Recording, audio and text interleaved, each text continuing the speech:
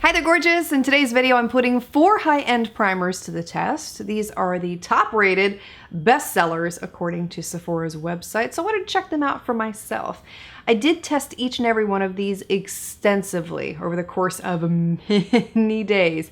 I took about an entire week and a half to really test these out with different foundations. So I'll be showing you those results today, letting you know what I thought of each one. The primers I'm testing out come from Bobbi Brown, Bare Minerals, Stellar, and Milk. I'll show you up-close results with each of them and let you know, are any of these worth checking out or not? First primer I have to share with you comes from Bobbi Brown. This is her Primer Plus Mattifier. It claims that it will control oil and shine, blur pores, and refresh skin, in addition to extending the wear time of makeup. So the first day that I tested this one out, I didn't feel like it helped to disguise my enlarged pores, which is a very big quality for me when it comes to a primer. I want something that's going to minimize the appearance of my pores, and this one did not do it.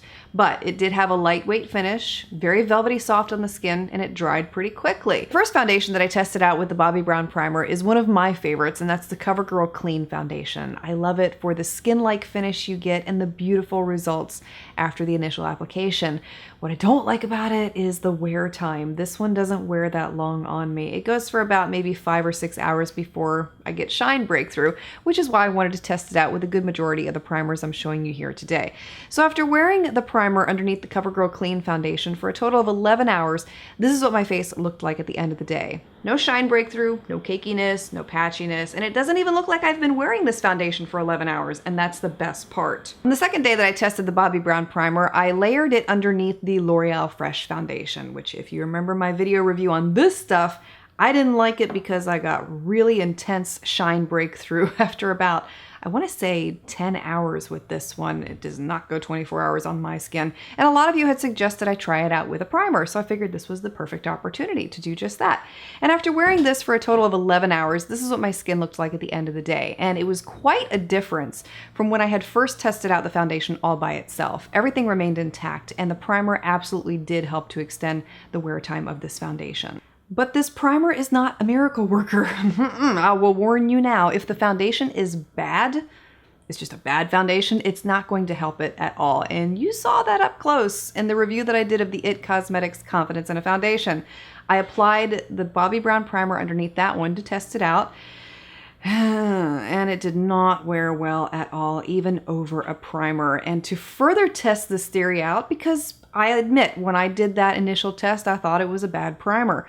So I tested it a little bit further, and I tried the Wet n Wild BB cream out over the top of this Bobbi Brown primer also. And the Wet n Wild BB cream, while I like how it looks on my skin and it is very lightweight, it doesn't go on me longer than 3 or 4 hours. I mean, it really doesn't, till I look like a big old greasy mess. And even over the top of the Bobbi Brown primer, it didn't last that long either. This is what my face looked like after 8 hours with the primer. It's just pretty bad. So like I said, this primer will not save you from a really bad foundation.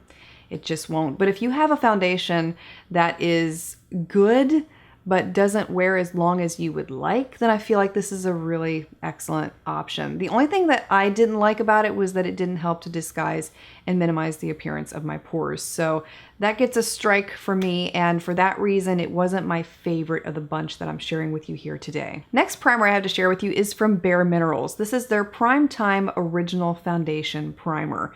This is another silicone-based primer.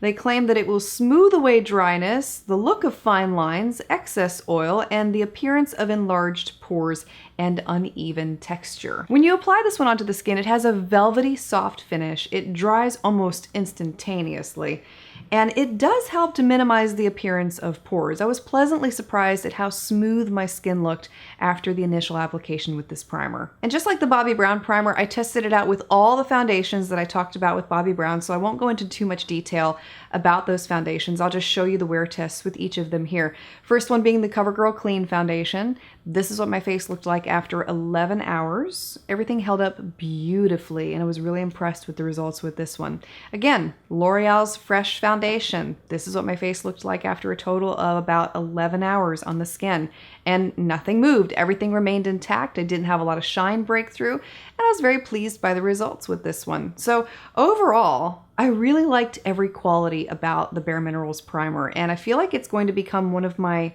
new go-tos. I liked that it minimized the appearance of my pores, kept everything matte and intact. It's just an all-around great primer. And by the way, I also tested out the Bare Minerals primer underneath that Wet n Wild BB cream that I talked about with the Bobbi Brown primer. As good of a primer as the Bare Minerals one is, it still did not help to extend the wear time of that Wet n Wild BB cream. So I feel like I'm up poop creek. I mean, I don't think I'm going to be able to find anything that's going to be able to help extend the wear time of that BB cream. Third primer that is top rated on Sephora's website is from a brand called Stellar. Never tried anything from them before, so this is my first product. This is their Brilliant Primer. This has a velvety soft finish, super smooth feeling when you apply it on the skin, and it does mattify the face instantly. I really like how after I applied this one, it looked like my skin was already matte. That's a very desirable quality for me when it comes to a primer. And unfortunately, this one does not conceal the pores, but I don't feel like that was a claim they made with this one either. I could be wrong, but I don't think so. I tested this one out again with the Covergirl Clean Foundation, and this is what my face looked like at the end of 10 hours. I did feel like my face was starting to look patchy and uneven and cakey, especially around the T-zone area with this primer. And that's specifically where I did apply the primer. And while there wasn't any shine breakthrough necessarily, I just wasn't too happy with how the foundation looked at the end of the day with this primer, because this is a beautiful foundation. It doesn't break down on its own, and I feel like this was directly attributed to the primer. And for that reason alone, I didn't really care for this one. Last primer I tested out is one from Milk Makeup. This is their Hydro Grip Primer. Now this one does not contain any silicones whatsoever. So when you hear that, you think, oh, well, it's gotta be water-based. And everything I read about it said that it was water-based too. So I thought, okay, if it's water-based, then I have to pair it up with a water-based foundation. Now, before we get into that, when you apply this, they have very specific instructions. They tell you to apply a very thin layer onto the skin and let it dry for 1 to 2 minutes before you apply your foundation. So I was very careful to follow those instructions, because I know that if you don't, you can affect the wear time of the foundation. So I tested this out with 2 different water-based foundations. First one being Burt's Bees Goodness Glows Liquid Foundation. Okay, now when you look at this, I'm going to show it to you up close. You can see exactly what I'm talking about. It would not blend over the top of the Milk Makeup primer at all. It was looking patchy, uneven. I had the hardest time getting the foundation to even sit on the primer, and I tried my fingers, I tried a sponge, I tried a brush. Nothing was working, and it looked like a big old cakey mess.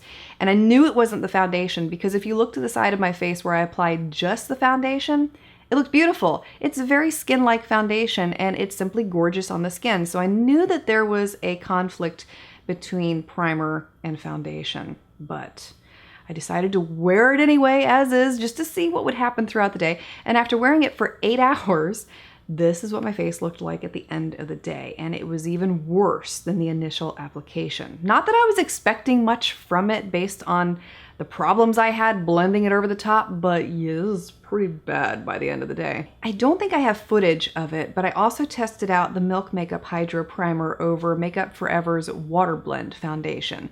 Same thing happened. This is a great foundation, but when you go to apply it over the Milk Makeup Primer, it's horrible. You would think that you were working with the most horrible foundation on the planet. So that got me thinking, and I went back and read some more of the reviews on the Milk Makeup Primer, because I really wanted to make this work. And a lot of people were saying that they were pairing up silicone-based primers with it.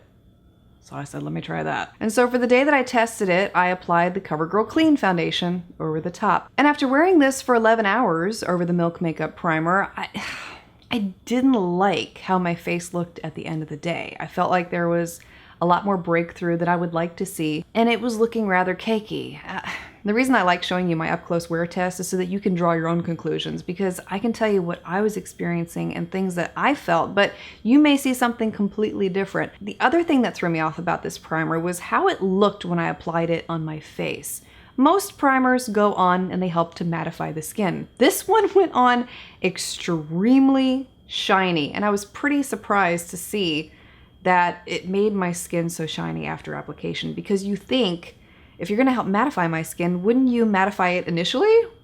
It's just what I thought. And I also felt like my skin was rather tacky with the primer on before I applied anything over the top. And that's even with letting it dry for upwards of 5 minutes. Your skin still feels tacky with this one. So as much as I really struggled to get this one to work, when I finally did get it to work, it's still not one that I'm wowed by, and I more than likely would not be going back to it for all the reasons that I talked about here. Let me know your thoughts on these primers, and if you've had the opportunity to try them out yourself, feel free to share your experiences below as well. Remember, everything that works for me may not work for you, and things that work for you may not work for me. Makeup is subjective. That's why there's so much out there. So please keep an open mind when it comes to trying new products. Thank you so much for taking the time to watch. I look forward to seeing you again next time, and I just want to say thank you so much for being here.